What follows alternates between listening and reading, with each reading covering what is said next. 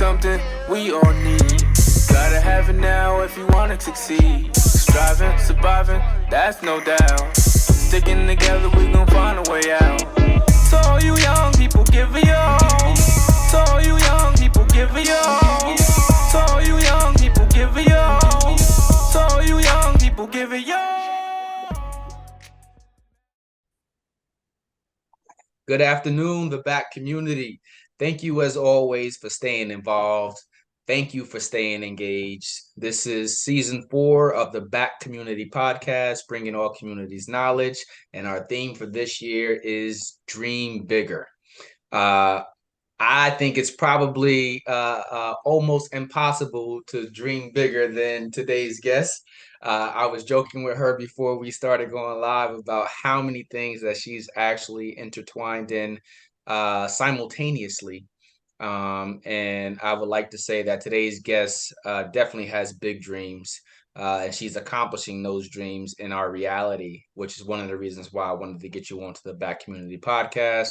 So without further ado, I would like to formally introduce Ms. Gina Torres to the BAC community audience. Gina, thank you for affording me your time today, and I look forward to diving into your story. Absolutely. Thank you. I'm honored to be here, and I appreciate you even giving me this opportunity. So let's get it. All right. All right. Listen, it was impossible. Like I said, it's impossible to dodge you because you're everywhere. So it's just like, okay, so soul food restaurant opening up over here. All right. The Albany Black Chamber of Commerce is happening over here. Oh, but let me tell you about what I'm doing with Get Local 518 for this one down here and this one down here. It was impossible for me to not for our paths to not collide. But I'm going to hit you with your first question on the BAC community. This one is a opener for you. I always try my best to give the best introductions, but I don't think that anyone can do us justice the way that we can introduce ourselves. So my first official question for you, Miss Gina Torres, is please tell us what you do. Here's your opportunity to tell the BAC community more about you. Thank you. And I feel like every time I get this question is so hard for me to even introduce myself in like a sentence. So I'm just kind of gonna give a snapshot of everything that I do, and everything that, kind of, I guess I stand for. I am the CEO and founder of Get Local 518. It is an entrepreneurship, literally like an entrepreneurship incubator in upstate New York. I call myself a business innovator, a business coach. I do consulting. We do social media management. But I am the connector for resources for entrepreneurs and small businesses in the 518 community. I have been doing this since April 2022 officially. So I've been full-time with my business since last April. And it's been a grind, but it's been an amazing one. So that's pretty much, that's in a snapshot. That is me. I'm just a business innovator, connector of people and resources. Okay. Well, I have to ask because a rumor on the street was that in your previous profession, before you became an entrepreneur, at some point in time, you were also in law enforcement. So I have to ask, was it always a dream of yours to become an entrepreneur?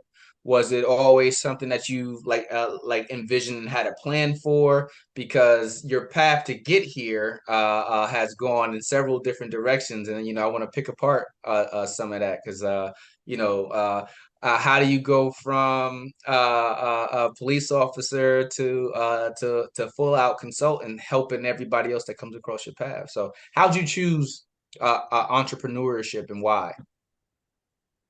I think entrepreneurship chose me. And reason being, I mean, if we're gonna get real and we're gonna get kind of to the nitty-gritty of stuff, then I have to let you know a little bit about my background.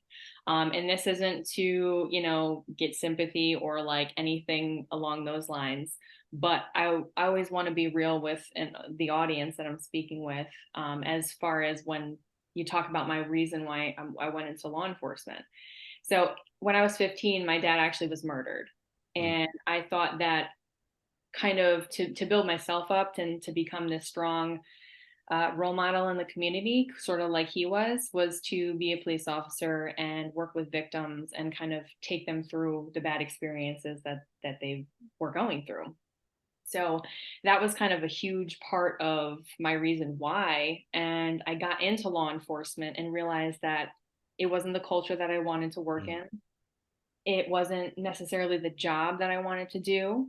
And, I just felt in my spirit that I was supposed to be doing something else, not to say something bigger, because I will never discredit law enforcement, especially positive, good law enforcement.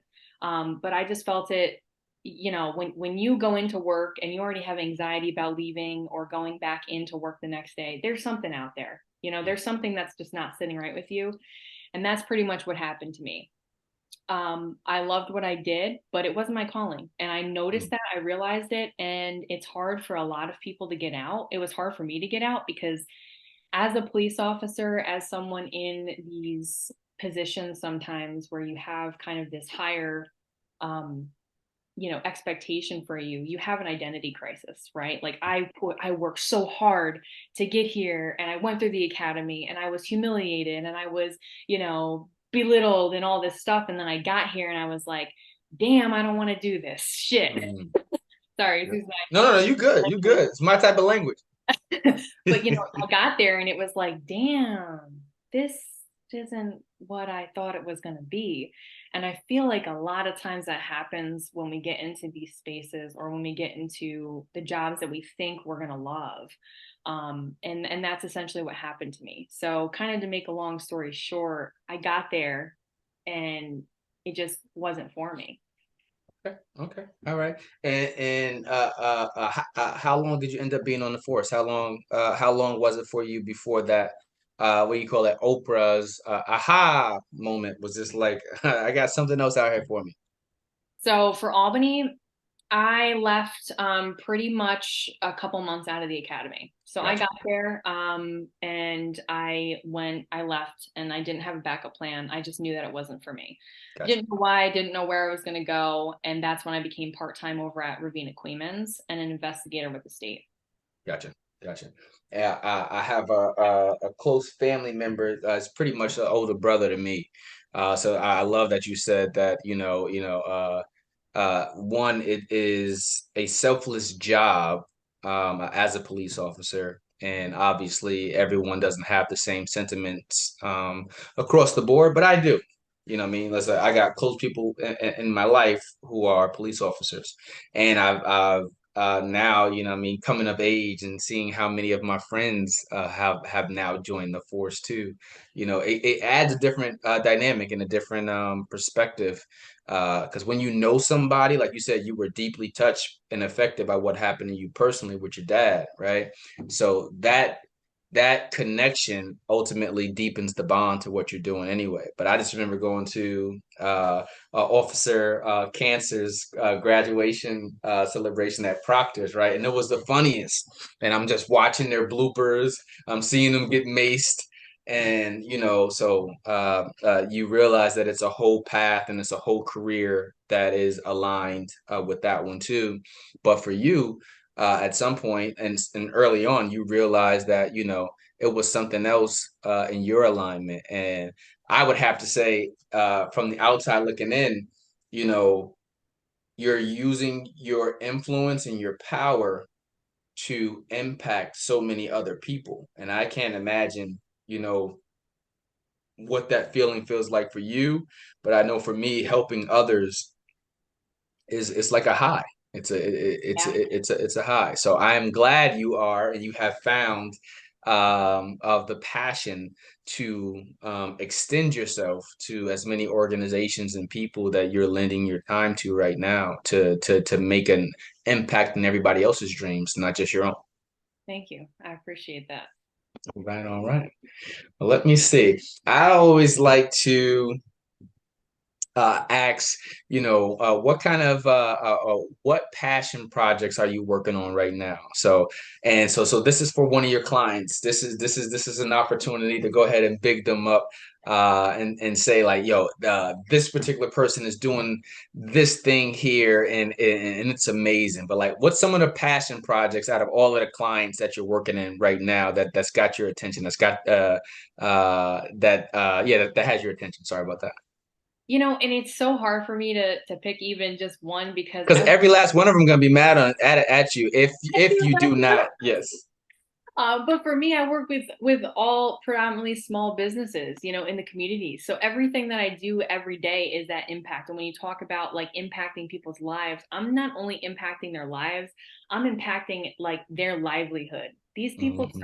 my clients start businesses because they have a dream for something, and I'm able to help them put that into like a working mechanism for them to actually be successful. And to me, that's what wakes me up in the morning. I always tell my clients, like, you need to have this bigger why. What's your bigger why? That's my bigger why. But as far as like passion projects, I work with some amazing people. Just to name a few, CDF Chiro, who is a neurological chiropractor, which is something that, I always thought chiropractor was like, you go there, you get adjusted, they crack your back, cool. I've learned so much about neurological centered Mm. chiropractic care, that I would have never ever known had I not, met Dr. Rhiannon. That's her name. She's on Coleman as well. But we do her social media and engagement, and we're able to kind of become her behind the scenes. Mm. And that's something that I'm very passionate about because she's taught me about the central nervous system kind of based chiropractic care and what it does internally as opposed to just cracking the back. Like, she doesn't want anybody to say, don't come in here asking for me to crack your back.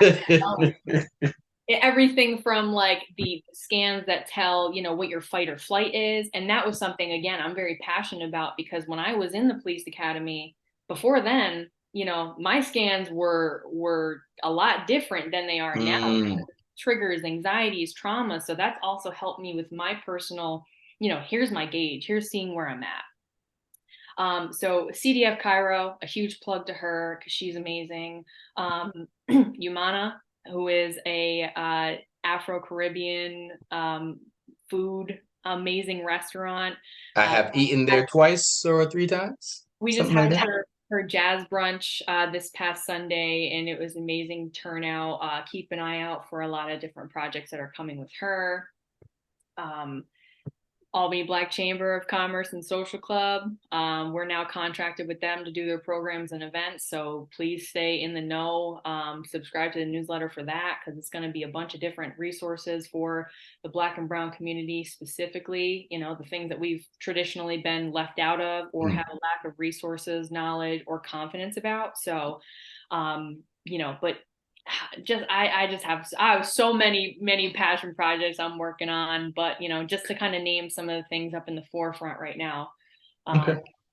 would be Okay. Fair enough. Fair enough. Well, I can't let you move on to this next question without because I'm a foodie. Mhm. So tell me more about this soul food restaurant that is coming to the area. I'm not sure if it opened up or not yet, if I missed it or not. But I'm a foodie at heart. You ever want to make me happy? Give me something delicious and hot. So Yeah. what's going on with this soul food restaurant? So Good Religion, they opened last January, and that was actually someone that was a restaurant owner that I met during 518 Black Restaurant Week. Mm. Didn't know my company did the press, media, social media management, website development, everything for 518 Black Restaurant Week. So I was able to work with a lot of the restaurants, coordinate, here's where we're going to come. I had a group of people that went to every restaurant. Mm. Or at least planned, someone from Get Local to be at every restaurant with kind of a little following, just so we could kind of show up, show out, and really try some different food that you wouldn't normally try. So along the way, that's where I also met Umana. Umana was one of our restaurants as well. And, she kind of they saw how I did with 518 Black Restaurant Week, and they were like, hey, I have these events or this coming up, can you help me? But Good Religion Grill, they're over on North First Street in downtown Albany, and they have a Jamaican buffet coming to Albany. So they have an event on the 29th, so it's Sunday, starting at 2. And it's going to be an all-you-can-eat buffet for, one price, but they're kind of doing it as their grand opening to the buffet style instead of just traditional, stop in, eat, or grab and go. Okay. I had to ask. I'm a foodie. Everything about food makes me happy. It's my Yes. happy place. Okay. All right. Well, I want to ask some questions. Like one of the things I love about the Black community is that I get a chance to ask some questions that I don't think that most of us as adults one get asked enough. And I always think that the older we are, the more mature we get, sometimes we end up having to suppress the inner child within us. I like to ask some questions about like how you came to be, because I think there's a lot of people that may look at Gina Torres where you are right now, but I want to figure out how you came to be. So um, here's a great question for you.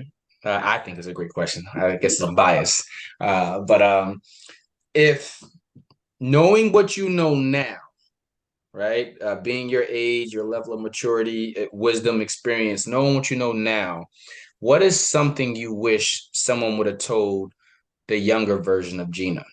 Like if she was looking, and I know you kind of hinted at a little bit of it earlier, saying that you wanted to fill that void with your dad doing that same type of passionate work, but knowing what you know now, what is something you wish would have told the younger version of you? Oh man. I mean, I would say one of the biggest things would be don't stay somewhere that you're not happy. Whether it's relationship, whether it's a work environment, whether it is you know, whatever that may be. Don't stay somewhere that doesn't sit right with your spirit, that does not make you happy. Because life is just way too short. I've been through, different relationships, different friendships, different, that applies to everybody. Do I things love that it. make you happy and don't look back. I love it. I love it, especially when you just said relationships, because I always blame Drake for this. I say, "Damn you, Drake," because Drake says no new friends, right? And a lot of us end up buying into this belief that my day ones, my A ones, where whoever you're talking to, however they want to say it, are the people that I'm going to keep around me for forever. But I don't happen to subscribe to that. I believe in holding on to good people, and I believe in holding on to people who are growing in their own ways, right? But also can respect the path that I am on growing too. So I believe in Xing people out.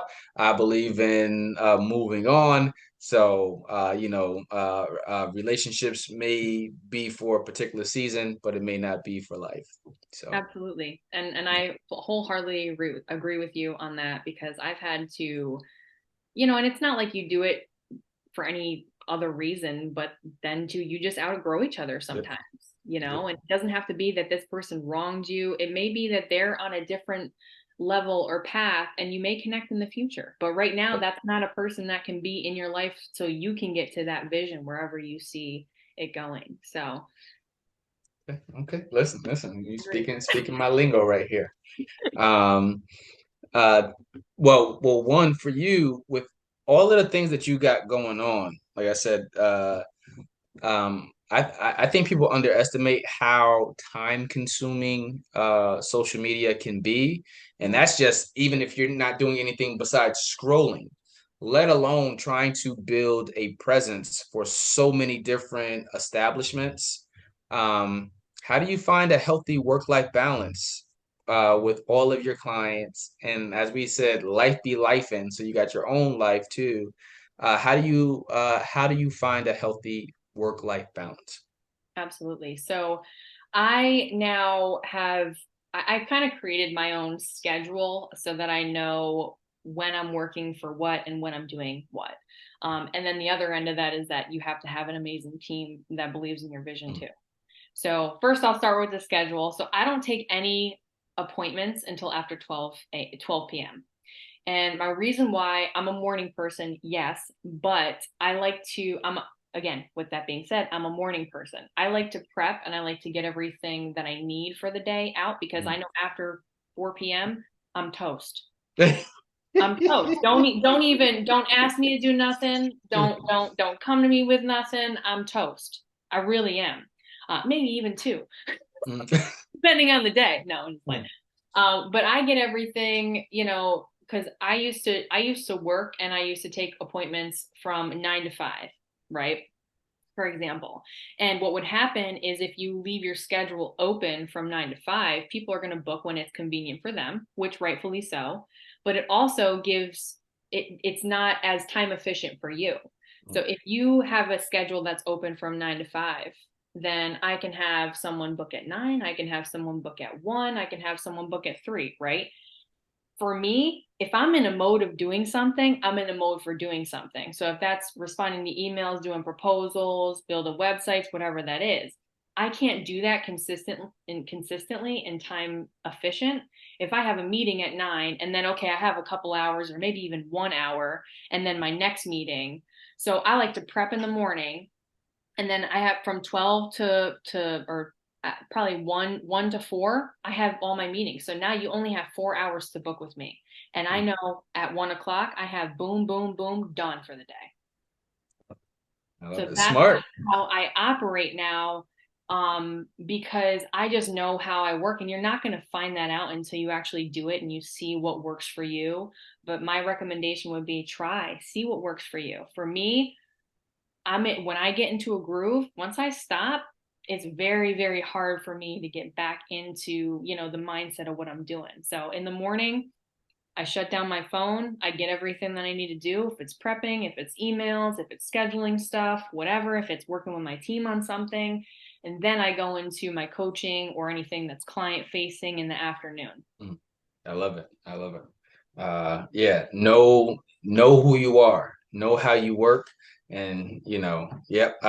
When you were saying it, it resonated with me on so many different levels. It's just like I thought about when I went away to college, and I had to realize that I have to take my hardest courses early in the morning. And of course, for me, my hardest course was math. So I would take those bad boys the first thing in the morning because I'm my sharpest. I'm going to be my most aware, and I need every possible thing working for me in these areas. But knowing what works for you. I've been a morning person just my entire life. Even when I was a kid, my friends used to hate me coming around because it'd be Saturday morning and here goes Tyrell wanting to come knock on the door at 6 or 7 o'clock in the morning, like, yo, let's come outside, let's build some clubhouse or something. Like, dude, we are asleep. But that's how I get a lot of stuff done, man. I wake up and I'm working every day. I get up at 5:30, workout. I start work at 6 and I'm done by 2:30, which leaves me time to go ahead and do all my other passion projects and whatever else on the side. So when you said it, I'm just like, oh, she's got a plan. She's serious about her plan. And she's working it. Exactly. And that wasn't until I, kind of sat there and was like, all right, well, when am I most efficient? Right. So like, what are the things I need to get done in the morning? What are the things that can possibly wait to the afternoon? And I was actually on a conference call, which I'm a huge networker, this, and I'm a huge proponent of paying for networking, going to conferences and all that stuff.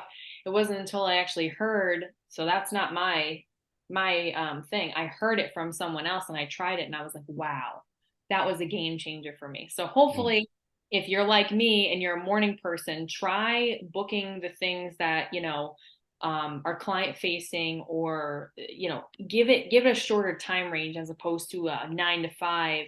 If it's in the morning, it's in the morning. If it's in the afternoon, it's in the afternoon. But something that's okay, you can only book these 4 hours as opposed to the entire day. I love it. Let me see. Along those same lines, when it, one so having a healthy work-life balance is a huge part of the process, right? And one of the things for you and what you're doing right now in this space is helping other people to live out their own dreams. But I think in a lot of ways, this generation, everyone wants to be a CEO, wants to be a boss, right? But in a lot of ways, schooling, our traditional schooling systems and the traditional trajectory is always taught to get a job, right? Do you think that entrepreneurship is something that we should be stressing and teaching in middle school, high school? Yes or no, why or why not? Yes, absolutely. And I'm actually doing it now. And this is another passion project I'm going to plug because this is something that is huge. And Batman is going to kill me if I don't plug this in right now. So I actually work with the Red Bookshelf to teach the Mind Your Business program over at North Albany Academy. And we're also at Tony Clements now.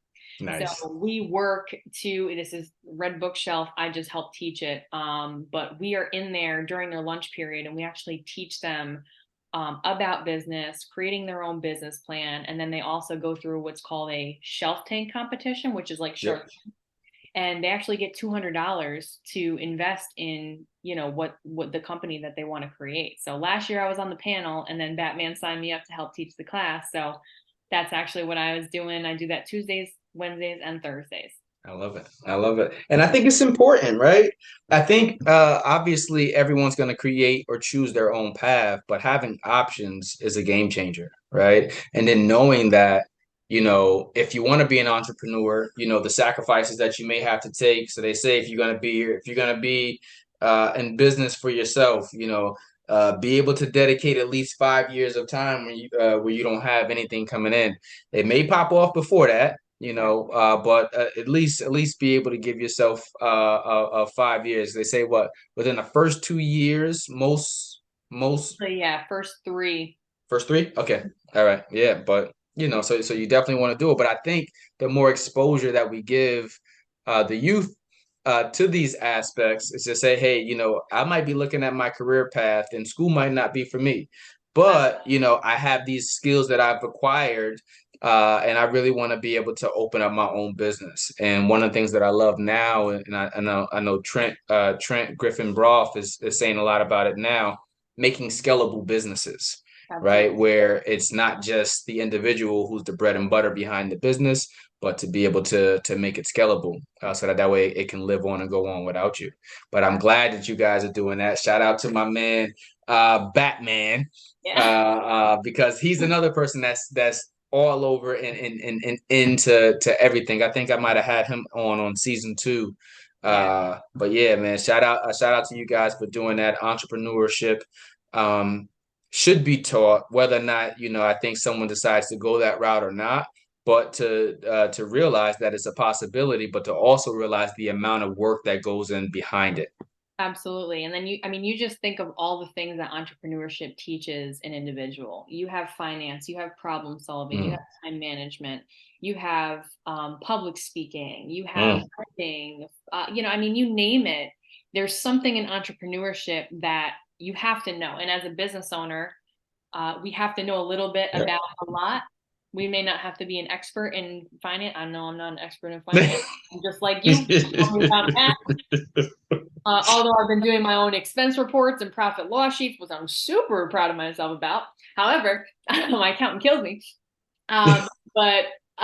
So there's so much to be learned in entrepreneurship. And with that also being said, a lot of the schools like Tony Clements, which is like a non-traditional, it's not a regular high school. It's somewhere where, bad kids go and they have to, go to the school.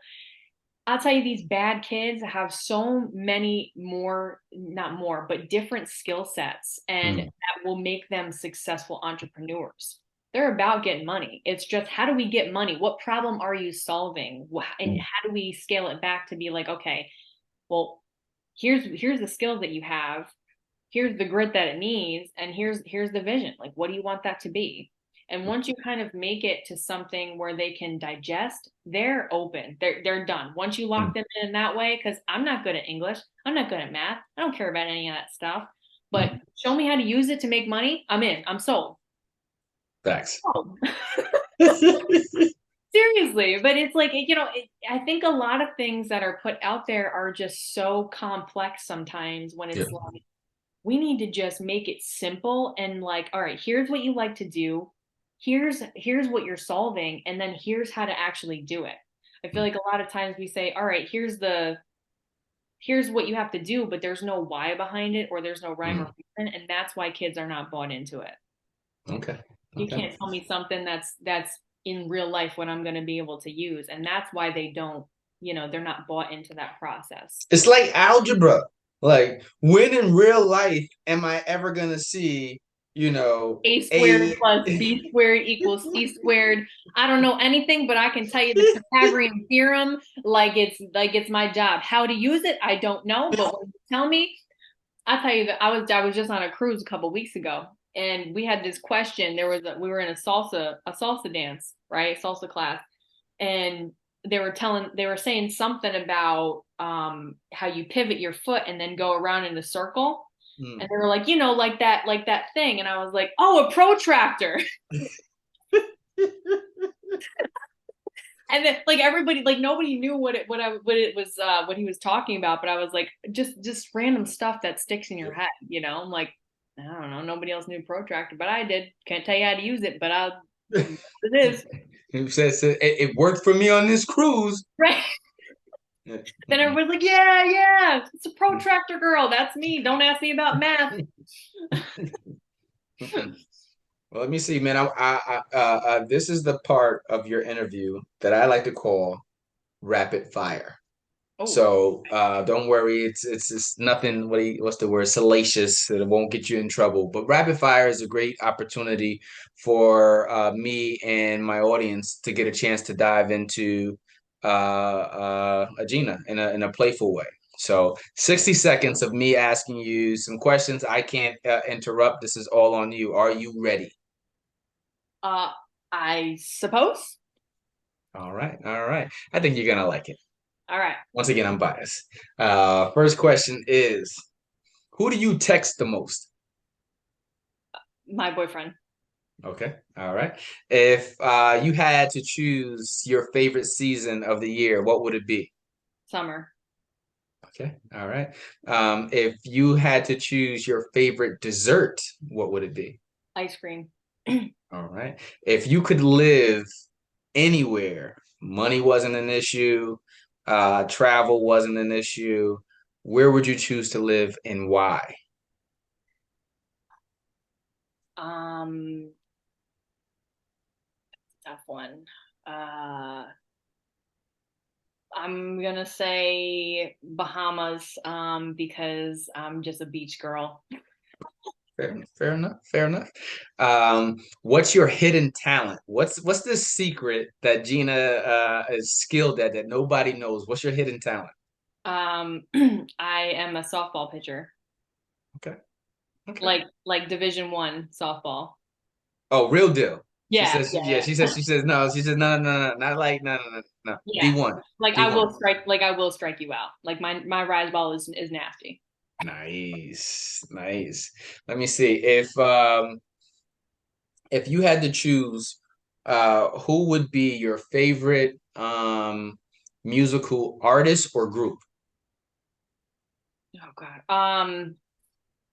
God. Division. Okay. Okay. All right. All right. If you were to write a book about yourself, what would it be about? Lessons learned I in like it. entrepreneurship or life. I like it. I like it. All Or right. lessons to share. Lessons learned or lessons to share. Something like that. All right. And a final question for you. If you where'd it go?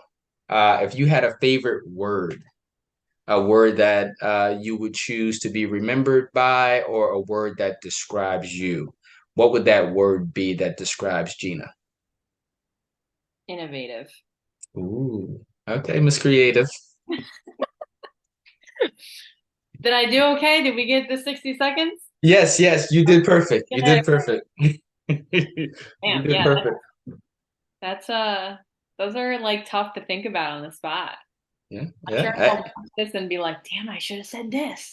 Listen. That's why it's a rapido. You got to get them right out there. Tell me what you got. Tell me what you got.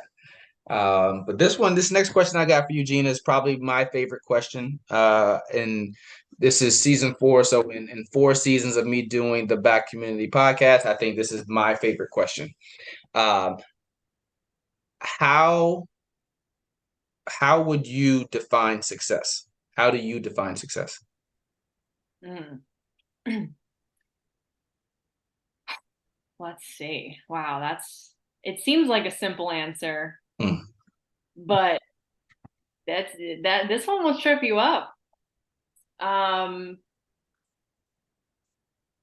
think I define success as being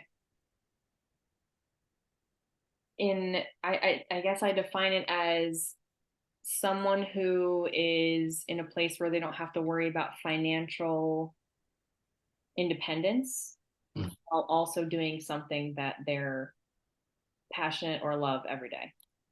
Okay. Okay. It's in the simplest answer I can give. Fair enough. Would would you say your definition of success has evolved over the years, or do you think that that's pretty much been your core belief for as long as you remember it? Oh yeah, it's definitely evolved. I used to think that just having money meant that you were successful. Okay. I used to think, oh, well, you're a millionaire, you're successful. But learning that, no matter how much money you make, if you don't know how to manage it or use it to your advantage, it can go out just as much as it can come in, then, that doesn't necessarily mean that you're successful. All right. And I know I asked you if you were to move, what would be your favorite place to go to? But I'm going to make this one. I think I'm going to make it easier for you to choose on this one. I get to ask this question, and I don't get to ask it all of the time anymore because now my guests are all over the country. But because you are from Albany, or in Albany, and in the 518, I get to ask this question. What is your favorite place to visit in Albany, and why? My favorite place to Capital District area, not just limited to Albany. Capital District area. hmm. And I am from Albany too. Oh, okay, okay. So I am, I'll be honest with you. I think this will resonate with you, and I'm not choosing this just because, like, of your book or anything like that. But Go ahead. I would say Arbor Hill, the softball field, and the new courts. And because that is where I learned a lot of lessons growing up. My family is down there, so every time I go down there, it's like a family reunion. Decky was my coach, so he's always down there. Just like the vibe, like if you go there on a Friday, like let your hair down on Friday, like I don't know, that's just like I just love being around that energy. No one cares. We're playing softball. We're having fun. That's me, right? Like that's where I'm from. That's what I'm used to. That's why I like being around. I don't like the bougie stuff. That's just not me. I don't fit in. I like wearing sweatpants. I like being, tomboy, whatever you want to call it. And not to mention, like I used to pitch down there. So when I go down there, it's a little like, nostalgic. So I would say Arbor Hill softball field. That was just like that was where I grew up, and that's a nostalgic place for me. And so when I'm able to play there, when I'm able to visit there, when I'm able to do any like, community stuff there, like that's just what I love.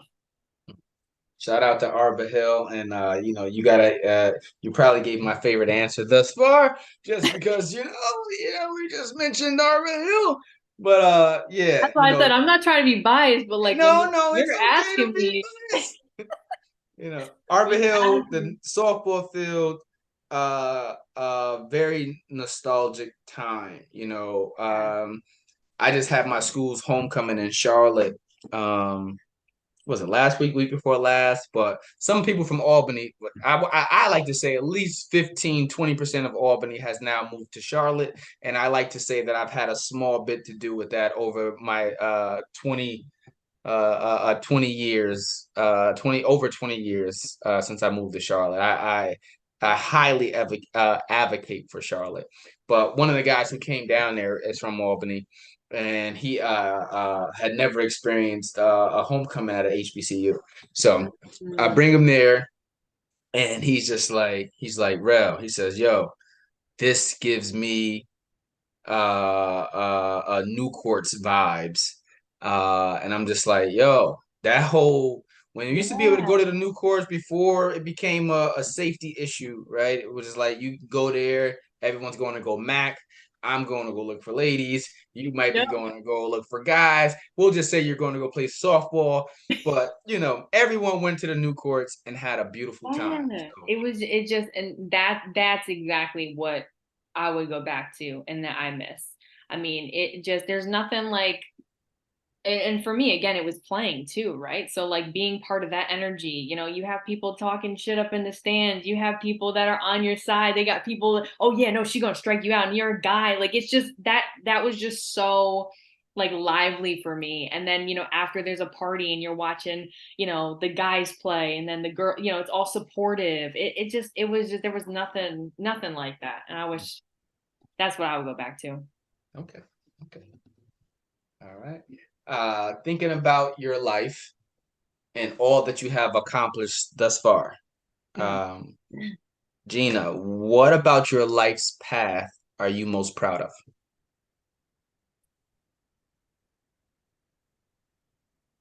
I think, man, I think when it comes to my life's path, I think the resilience. Because there's a lot of things, again, life be life. And so life is, Yep. things, uh, they try to knock you down, they try to knock you off course.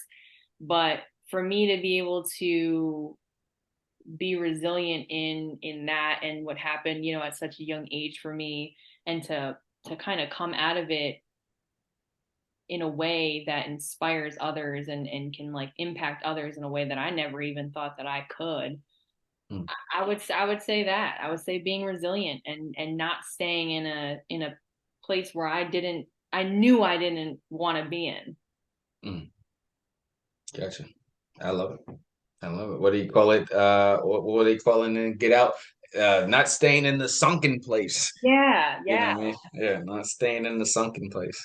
Honestly, and I mean, I hope that anybody listening to this that, may feel like they're stuck in a job or stuck in a relationship or stuck in even their environment, there's so much out there for you that you can do, that you can, experience. Don't let that keep you if you're not happy. Life is just way too short to stay Mm, somewhere where you're not happy.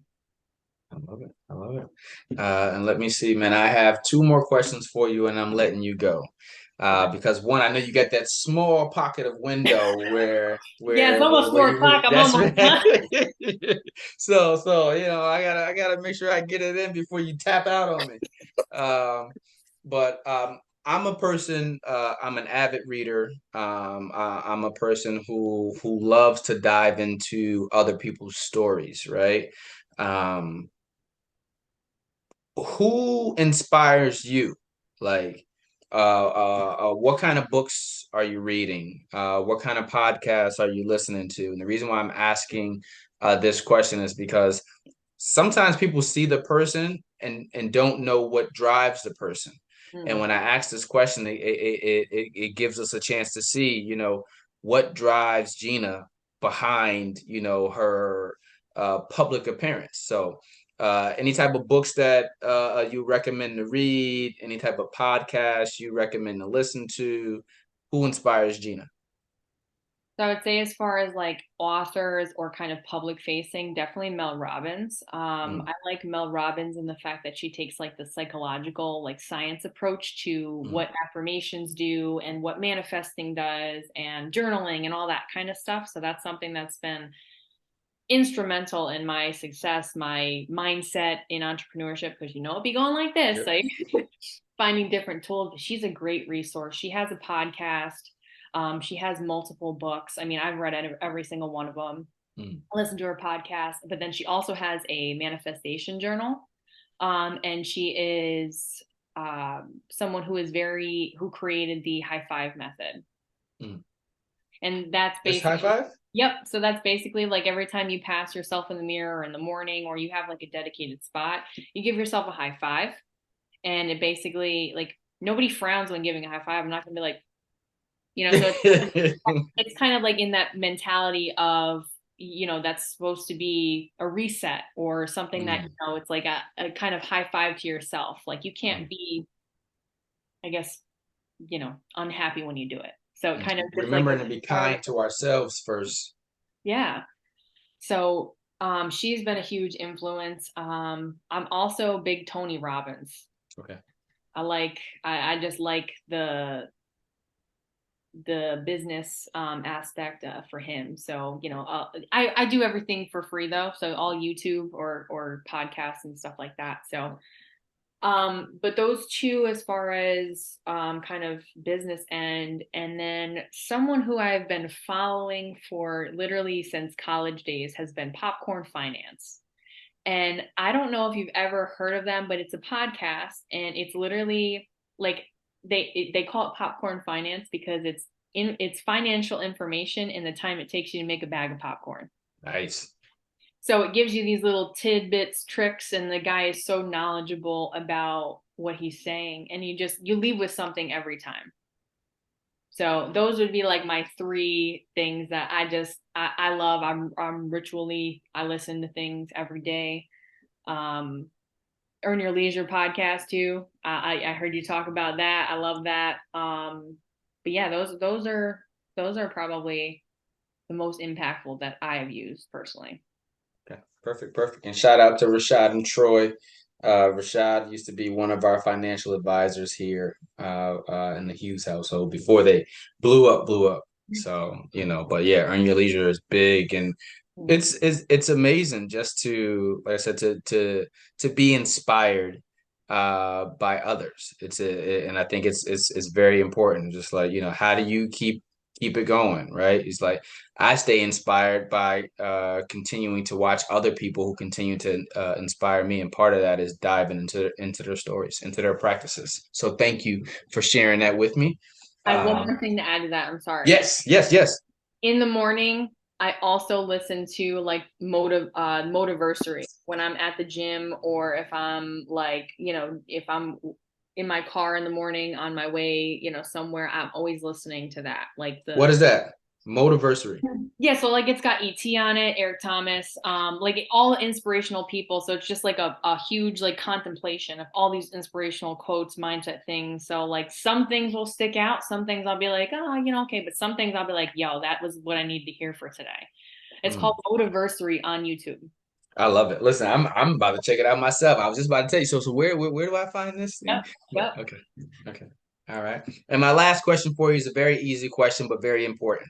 I'm sure people are going to listen to this interview and want to figure out how to connect with Gina in that small pocket of 3 to 4 hours that she has available in her time calendar.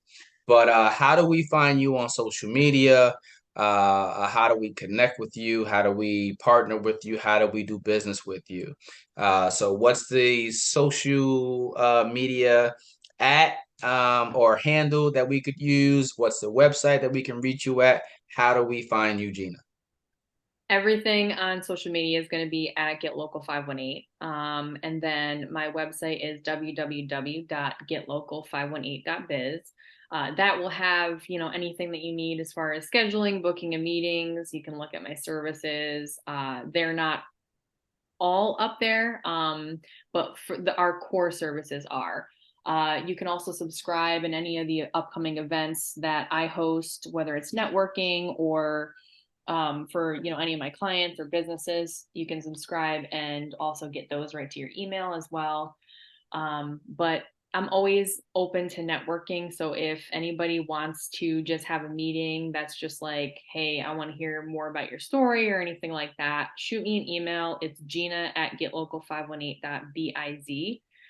And, I'm always open for coffee, always open to be, a mentor to anybody who will listen and put in the grit, There you go. anything for you, but I will definitely take you through all the lessons that I've learned and, help you with your business as long as you're, ready to do the work. I'm a huge supporter and proponent of like, I'll give stuff away for free as long as it's for the right people. If you're going to be a mentor and you're ready and, you might not have the funds to do like business coaching, come to me, talk to me. Like, we'll figure it out. And that goes with any of my services or anything that I offer. There's payment plans for everything. It's not like an interest thing. It's just, I just split the payments up.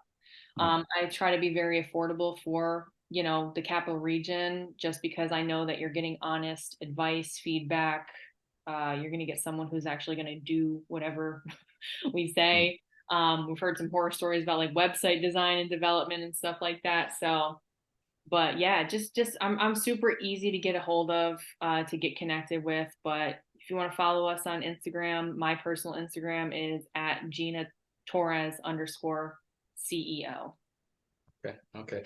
And, if you're listening in, every once in a while, Gina does these networking opportunities, which is a great opportunity for you to tap in with other people. Anyone who knows me knows that I live in the DMV area now, but I'm always up in Albany. But I seen it. She was advertising this networking opportunity, and I'm just like, oh, okay, well, I'll be off my regular job at that point too. I said, I can go ahead and tap in, and it was an amazing experience. So take the time to take advantage of opportunities that are in front of you. You never know which opportunity might lead to a door opening, a new relationship that you could foster, that you may be a benefit to somebody else or somebody else may be a benefit to you. But like I said, Gina, it has been amazing to see what it is that you're doing.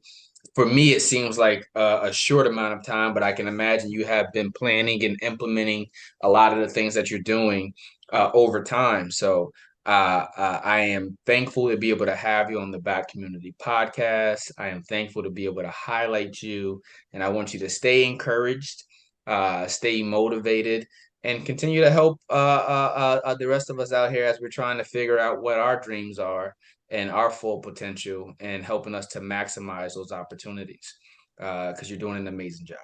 Thank you. Thank you so much. I appreciate it. And thank you again for the opportunity. I'm always ready and willing to come back. Let's go. I'm coming back to the back community. Let's go. But no, seriously, thank you for this opportunity. And, even just to be asked to hear my story is something that I feel like a lot of us entrepreneurs, we don't really credit ourselves enough to. So thank you for allowing me to share my journey and experience, and hopefully this helps someone else out there.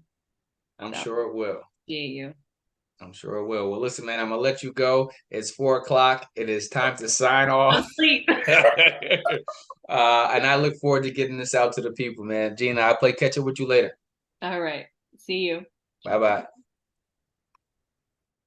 Keep climbing up the ladder. Black lives matter. They matter. So all you young people, give me all. So all you young people, give me all. So all you young people, give me all. So all you young people, give me all. Matter. Black lives matter. They matter.